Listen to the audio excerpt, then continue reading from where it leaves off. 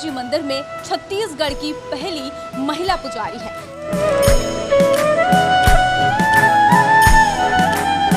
आज महिलाएं क्या नहीं कर रही हैं। आज तो महिलाएं हवाई जहाज भी चला रही हैं।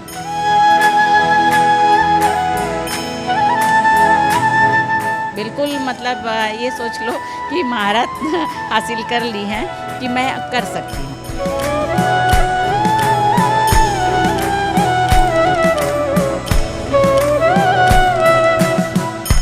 अमूमन जब आप मंदिर जाते हैं तो आप देखते हैं कि मंदिर में जो पुरुष रहते हैं वो ही पूजा करते हैं, वो पुजारी के रूप में मंदिर पर होते हैं। लेकिन छत्तीसगढ़ के राजधानी रायपुर के फाफाडीह स्थित बाबा रामदेव जी मंदिर में छत्तीसगढ़ की पहली महिला पुजारी है, जो भगवान की पूजा करती है, पूजा अर्चना करती है और तमाम कथा करती है जो एक पुरुष पुजारी करते हैं। चलिए आपको दिखाते हैं कि मंदिर की पुजारी जो है हमारे साथ हैं, वो कैसे पूजा करती है, उनकी क्या कुछ पूजा अर्चना होती है, किन चीज़ों का वो ध्यान रखती हैं और कैसे आखिर जो है एक महिला पूजा करती है पुजारी के तौर पर, क्योंकि महिलाएं अब पुरुष से कहीं पर भी कम नहीं रहना चाहती हैं और उसका एक प्रतीक है महिला जो है अब पहली बार महिला पुजारी जो है छत्तीसगढ़ में हमारे साथ है। राजधानी रायपुर में फाफाडीह मंदिर में जो है हमारे साथ महिला पुजारी मौजूद हैं।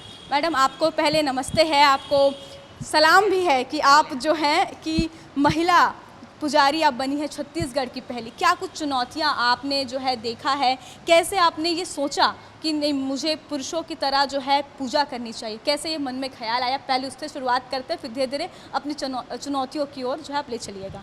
जी देखिए, जैसे कि महिला पुजारी है ना, आज महिलाएं क्या नहीं कर रही हैं।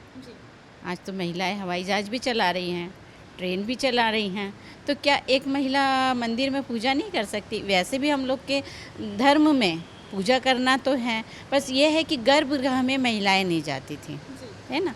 तो कुछ कारणवश नहीं जाती थी महिलाएं, जो भाई महिलाओं के साथ जो प्रॉब्लम रहती है ना, तो उसके कारण नहीं जाती थी। तो ये है कि मैं इन सब चीज़ों से मुक्त हूँ, है ना, और मैं गर्भगृह में जा सकती हूँ, मैं आराम से पूजा करती हूँ। चुनौतियों की बात जो है कि जैसे कई लोग बोलते थे कि अरे आप महिला हो, कैसे मंत्र पढ़ोगी, कैसे संकल्प करवाओगी, तो उसको देखिए सीखने से क्या नहीं हो सकता है। भाई हम पढ़ाई करते हैं तो ऐसे तो नहीं कि हम जन्म लेते ही हम सब पढ़ना शुरू कर देते, स्टेप बाय स्टेप ही पढ़ते हैं ना। तो मैंने उस अध्ययन किया है और मैं उसमें बिल्कुल मतलब ये सोच लो कि महारत हासिल कर ली है कि मैं कर सकती हूँ। और मैंने समाज में एक मानसिकता है कि जो पुरुष पुजारी हैं उनसे ही लोग पूजा करवाते हैं, तो क्या कुछ ऐसी चुनौतियाँ आप अभी भी देखती हैं या फिर अतीत में आपके साथ कुछ हुआ है? नहीं, मेरे साथ तो ऐसा नहीं हुआ है, क्योंकि मुझे मतलब मैंने जो कोई पूजा करवाई हैं से सुहागलों की संकटा होता है, संकटा माता की पूजा होती है और ऐसा है मैम, उसमें 101% मैंने अपने अनुष्ठान में जो माता जी का है उसमें निसंतान संकटा, मतलब संकटा का मतलब है कि जब हमारे ऊपर संकट आया है ना, तो उसको तारने वाली संकटा माता है, ये संकटा है। और इनका विश्व में एक ही मंदिर है जो है बनारस में, है ना, और कहीं पूजा भी आप करवाते? हाँ, उसकी पूजा भी मैं करवाती हूँ और मैंने देखा है, मैंने करवाया भी है कई महिलाओं को जिनको जो निसंतान थी उनको संतान हुई है, और एक नहीं दो दो संतान हुई है, जुड़वा संतान हुई हो, वो भी बेटे हुए हैं। तो ऐसे कई है मेरे सामने महिलाएं जिनको मैं बता सकती हूँ कि हाँ ये महिला है जो मेरे हाथ से, मतलब ऐसे मेरे हाथ से नहीं, माता जी ने किया है, पर यह है कि माध्यम मुझे बनाया है, तो मैं किसी के लिए माध्यम बनी। ये बहुत बड़ी मेरे लिए खुशी की बात है कि मैंने किसी का भला किया, है ना। ये चीज़ है कि हम चाहो तो बहुत कुछ कर सकते हैं और महिलाएं कहीं पीछे नहीं हैं, चाहे वो हवाई जहाज चलाए, चाहे रामदेव पीर मंदिर में पूजा करवाए। जैसे कि हम लोग सुनते आए हैं बचपन से कि महिलाएं जो हैं शंख नहीं बजा सकती, महिलाएं नारियल नहीं फोड़ती, तो इन सबको आप कैसे देखती? क्योंकि आप जब पूजा करवाती हैं तो ये सब चीज़ें तो आपको करनी पड़ती हैं। तो नहीं, मैं तो नारियल फोड़ लेती हूँ। हाँ, नारियल भी फोड़ती हूँ, प्रसाद भी चढ़ाती हूँ बाबा को, और शंख भी फूंक लेती हूँ। काली जी की पूजा में बंगालियों में देखिए आप, महिलाएं शंख फूंकती है ना। जब बंगाली के यहाँ शंख फूंका जाता है महिलाओं के थ्रू, तो भाई हमारे मंदिर में क्यों नहीं महिला शंख फूकेगी? मैं बाकायदा शंख फूकती हूँ, मुझे कोई रोक टोक नहीं है और कोई मेरे बाबा का आशीर्वाद है बस।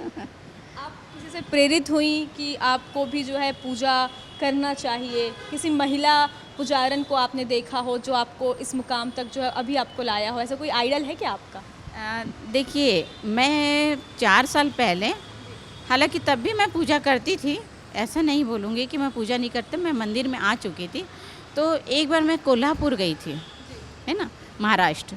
कोल्हापुर गई थी तो लक्ष्मी जी का मंदिर है, वहाँ लक्ष्मी जी के मंदिर में सारी महिलाएं ही पूजा करती है। माँ का श्रृंगार, माँ का स्नान, प्रसादी देना, हर काम महिलाएं करती हैं। तो मुझे एक प्रेरणा वहाँ से भी मिली थी, है ना, एक प्रेरणा मुझे वहाँ से भी मिली थी कि महिलाएं सब कर सकती हैं। जैसे महिलाओं के अंदर एक चीज़ होता है कि वो आकर्षित श्रृंगार खुद भी करती हैं, क्योंकि महिलाओं का तो सुंदर दिखना बहुत, उन लोग अपने आप को बहुत मानते हैं। तो क्या आप ये जो है भगवान में भी अभी छवि छोड़ते हैं क्या? भगवान को भी कुछ अलग श्रृंगार करते हैं एज अ महिला? हाँ, बिल्कुल करती हैं। अब बाबा को तो मैं श्रृंगार करती हूँ कि मुझे ऐसा लगता है कि मतलब मेरी आँखों को अच्छा लगना चाहिए। वो मतलब मैंने अपने आप में नहीं किया है, पर मैं जब वो श्रृंगार करती तो मुझे ऐसा लगता है कि मेरी नज़रों को ये चीज़ अच्छी लगनी चाहिए। ये ऐसा नहीं ऐसा होना चाहिए, ये गमछा ऐसा नहीं ऐसा होना चाहिए, ये गहना ऐसा नहीं, मतलब ये मुझे लगता है और वो मैं करती हूँ, तब मुझे संतुष्टि मिलती है। फिर आगे वाले को क्या लगता है उससे मुझे कोई मतलब नहीं रहता, मुझे अच्छा लगना चाहिए। कितने साल से आप जो हैं अभी यहाँ पे एज अ फीमेल पुजारी आप यहाँ पे वर्क कर रहे हैं? मैं 8 साल से हूँ। हाँ, और ये 8 साल से मैं हूँ और मेरा एक बेटा है लक्ष्य शर्मा, पंडित लक्ष्य शर्मा, उसको मैंने वैदिक पढ़ाई करवाई है। अभी अपने यहाँ यहीं हैं, तो उनको भी मैंने वैदिक पढ़ाई करवाई है और वो हिमाचल से पढ़ के आए हैं। तो बाहर जो भी अनुष्ठान होते हैं यहाँ भी मेरी सहायता करते हैं। उत्सव जब रहता है तो मैं अकेले नहीं संभाल सकती, वो भी मेरी सहायता करते हैं। और बाहर जो भी अनुष्ठान होते हैं वो मेरा बेटा पूरा करता है। हाँ, तो उसके लिए मतलब लक्ष्य भी है मेरे साथ में, एक लक्ष्य है। नाम ही नहीं है, वो आपके लक्ष्य भी हैं। जी, आप कौन कौन सी पूजा करवाती हैं और कौन कौन सी पूजा ऐसी हैं जिससे आप बचती हैं? क्योंकि महिलाओं के साथ चुनौती है, तो वो चुनौतियों में से कौन सी ऐसी पूजा है जिससे आप बचती हैं और कौन सी ऐसी पूजा है जो महिला कराती है तो वो सफल ही हो जाती है? देखिए, कौन सी ऐसी पूजा तो कोई ऐसी नहीं है कि जो महिलाओं के लिए विशेष हो, चुनौती हो, ऐसा कुछ नहीं है।